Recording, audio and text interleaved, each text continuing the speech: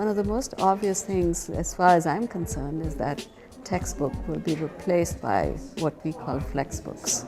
And that's the whole concept of customizing and individualizing.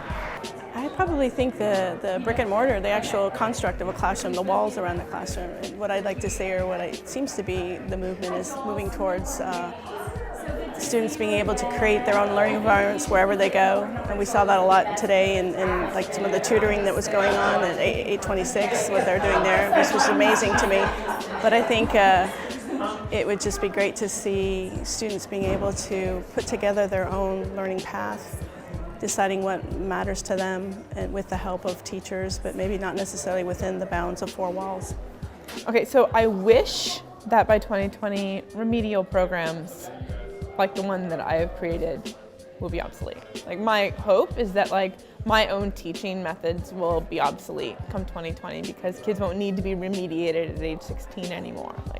I would love for that to be a possibility, and I would love for us then to be able to focus on how to push kids into the critical thinking realm and technologically savvy and all the other things we want them to be able to do. And we can't do that when we're constantly remediating a population that's been underserved. Something that comes to mind, it's a little conceptual, is I'd like to think the front of the classroom is obsolete. And what I mean by that is a teacher wall, or a place where the expert stands here and the learners are somewhere else. I'd like to think that the classroom becomes more malleable material, and that learning is more messy and dynamic, so there's no archetype of what belongs where in the room. So I would imagine the idea that the teacher's desk goes here, and the blackboard goes here, and there are rows. That entire model is up for grabs depending upon what the challenge is that's happening in place. I'd like to think that, people will have access to devices. And devices, if you look at the rate that devices are going up in usage over computers, is phenomenally different.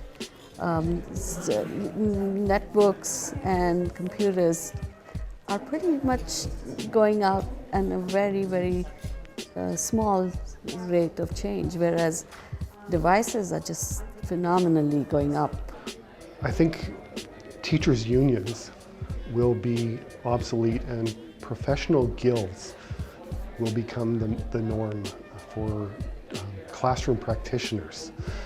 A whole range of possible part-time, full-time contracts.